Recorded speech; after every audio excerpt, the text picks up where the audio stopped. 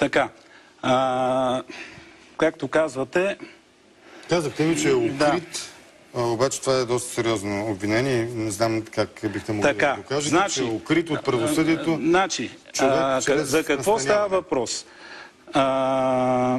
Оказа се в един момент, че едно лице, което е, как да го нарека... Обвиняем ли, подсъдим? Оперативно интересен за службите. Нали така го казват обикновено. В един момент се оказва в болницата. Без да знае шеф екипа, което е абсолютно задължително с заповед на директора, шеф екипа трябва да знае всеки болен, който се приема, без да знае началника на отделението, без да знае началника на клиниката, пуснат в оперативна програма от секретарката на клиниката. Какво значи оперативна програма? Значи, пуска се оперативна програма да се оперира някой на следващия ден. Тоест, озовава се там лице, което... Така. И в един хубав момент, значи не искам да навлизам в подробностите, точно какви нарушения са станали и така нататък, в един хубав момент ние биваме привиквани при директора долу и започва да ни се оказва натиск да подписваме документ за въпросното лице, че е в болницата, че му е правено еди какво си и какво му е състоянието. А нищо ли му нямаше? Не мога да ви кажа, аз това лице не съм го виждал. Той е приет и изписан без да бъде видян от тези хора. Но натиска беше изключително силен ние да подпишеме въпросния документ. Подписахте ли? Не. Под мое давление и другите колеги не подписаха. Ние написахме едно писмо до директора, в което отказахме категорично. Какво трябваше да подпишете? Че е оперирано въпросното лице? Не, че е опериран, а че състоянието му е такова, нали? Което ние не знаеме, което състояние се базира единствено на данните на доктор Андреев, който го е обработил. А как и кога разбрахте, че това лице се крие от какво? От съдебно заседание?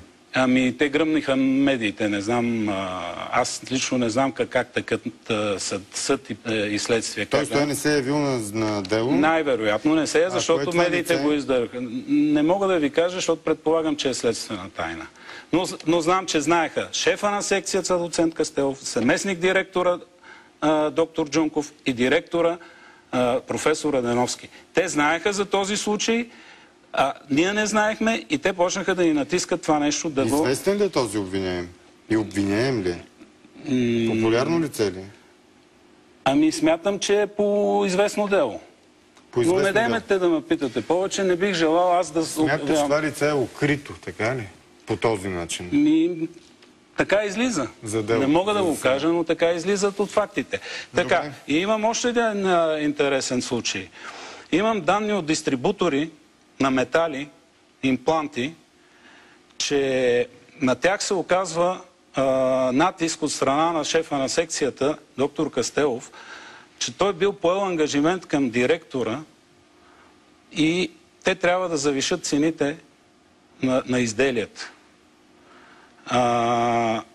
Аз имах благоразумието, вярвайки тогава, че професор Раденовски не би влезъл в такава схема и му го казах това нещо.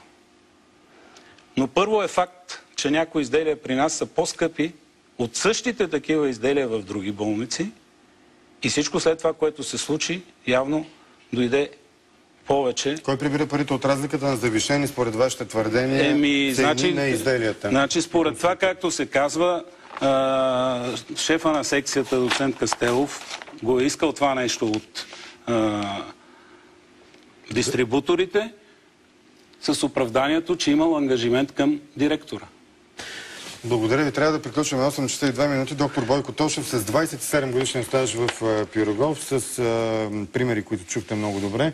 Следват новините, а след тях по друга гореща тема закона за горите.